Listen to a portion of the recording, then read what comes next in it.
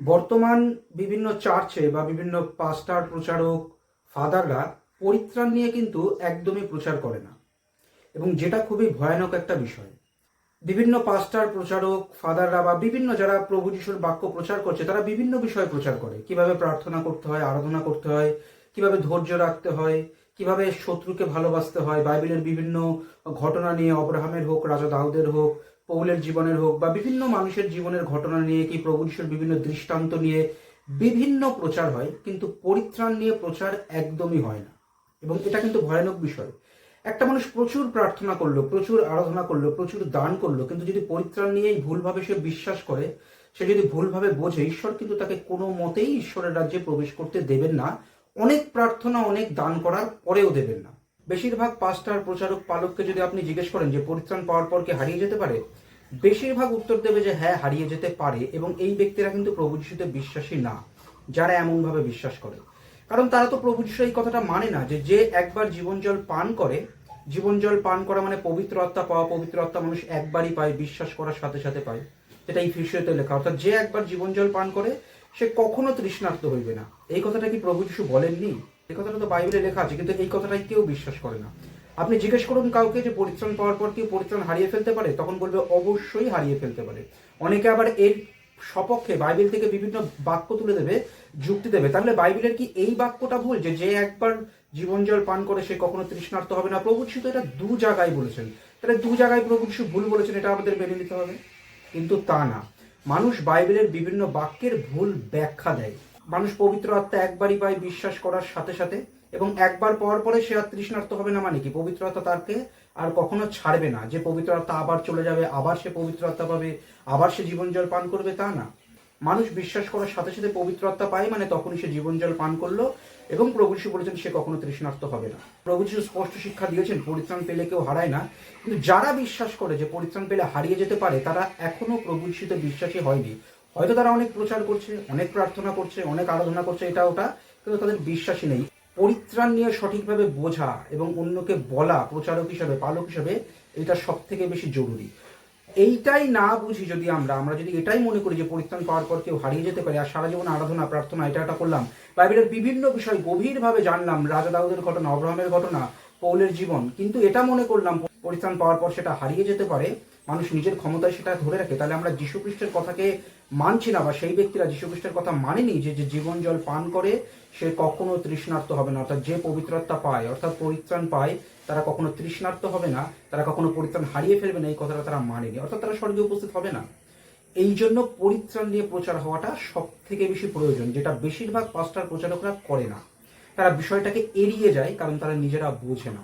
তাদের নিজেদের বোঝা উচিত এবং অন্যকে বলা উচিত, কারণ এইটা সব থেকে গুরুত্বপূর্ণ। ঈশ্বরের যে মহৎ প্রেম, তিনি যে অনুগ্রহে পরিত্রাণ দেন এবং চিরকালের মতো সেটাকে ধরে রেখে দেন পরিত্রাণ সেই বিশ্বাসী ব্যক্তির মধ্যে, এটাই যদি মানুষ না বোঝে, এটা যে বিনামূল্য দান, তাহলে প্রার্থনা আরাধনা করে, অনেক প্রচার করে, অনেক কিছু করেও কিন্তু ঈশ্বর তাকে স্বর্গরাজ্যে নেবেন না। তিনি বিচার দিনে বলবেন আমি তোমাদের চিনি নাই, কারণ তারা পিতার ইচ্ছাকে পালন করেনি। পিতার ইচ্ছা এটাই যে পুত্রকে বিশ্বাস করো, যে পুত্রকে বিশ্বাস করে জীবন জল পাওয়া যায়, পবিত্রতা পাওয়া যায়, সেই ব্যক্তি কখনো পরিত্রাণ হারায় না।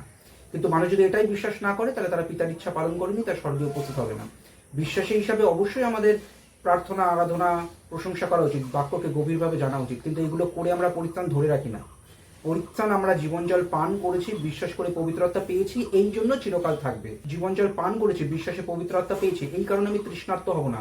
ঈশ্বর এমন জল দিয়েছেন, এমন পবিত্রতা দ্বারা আমাকে মুদ্রাঙ্কিত করেছেন যে আমি কখনো তৃষ্ণার্ত হব না। এটা তার অনুগ্রহে থেকে যাবে আমার মধ্যে। আমি তৃষ্ণার্ত হব না, কারণ তিনি এমন জল আমাকে পান করেছেন, বা এমন আত্মা তিনি আমাকে দিয়েছেন, ঈশ্বরের নিজের আত্মাকে তিনি দিয়েছেন। আমি আমার ক্ষমতায় পরিত্রাণ ধরে রেখেছি, না হলে হারিয়ে যাবে। তাহলে আমরা যীশু খ্রিস্টের কথাকে অস্বীকার করি যে জীবন জল পান করে সে কখনো তৃষ্ণার্ত হবে না। মানুষ বাইবেলের বিভিন্ন কথার ভুল ব্যাখ্যা দেয়, ভুলভাবে বোঝে এবং মনে করে পরিত্রাণ হারাতে পারে। তারা এখনো পরিত্রাণ পায়নি। সঠিকভাবে বিশ্বাস করলে পাবে। অর্থাৎ সঠিকভাবে বিশ্বাসী হওয়া, পরিত্রাণ সম্পর্কে বোঝাটা হচ্ছে সব থেকে গুরুত্বপূর্ণ। যে কোনো ব্যক্তি যীশু খ্রিস্টকে হৃদয় থেকে একমাত্র মুক্তিদাতা হিসেবে বিশ্বাস করে, সে চিরকালের মতো সুরক্ষিত। সেই ব্যক্তি ঈশ্বরের আত্মিকভাবে জন্ম দেওয়া সন্তান, বা অর্থাৎ এই বিষয়টা বোঝা সব থেকে বেশি প্রয়োজন। অন্য অনেক কিছু করেও যদি আমরা এটা না বুঝি, তাহলে কি লাভ?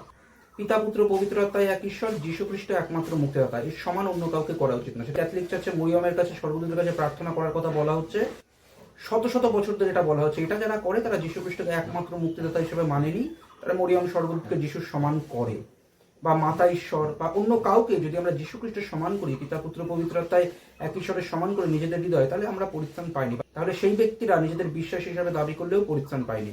মন্ত্রতন্ত্র করে শয়তানের দিকে প্রার্থনা করা, মাদুলি হাত দেখানো, রাশিফল এগুলো করে শয়তানের কে ঈশ্বরের জায়গায় বসানো, এমন করলেও তারা পরিত্রাণ পায়নি। যারা এগুলোকে দূর করে একমাত্র যীশু খ্রিস্টকে মুক্তিদাতা হিসেবে বিশ্বাস করেছে, পিতা পুত্র পবিত্রতায় এক ঈশ্বর, যীশু খ্রিস্ট একমাত্র মুক্তিদাতা, যিনি আমার জন্য প্রাণ দিয়েছেন, উত্থাপিত হয়েছেন, আমার সমস্ত পাপের ক্ষমা করেছেন, যাকে বিশ্বাস করে আমি আত্মিকভাবে চিরকালের মতো সিদ্ধ হয়েছে, অর্থাৎ আমি পরিত্রাণ পেয়েছি এবং স্বর্গে অবশ্যই উপস্থিত হব, এই বিশ্বাসটা যারা করেছে তারা পরিত্রাণ পেয়েছে, তারা স্বর্গে উপস্থিত হবে।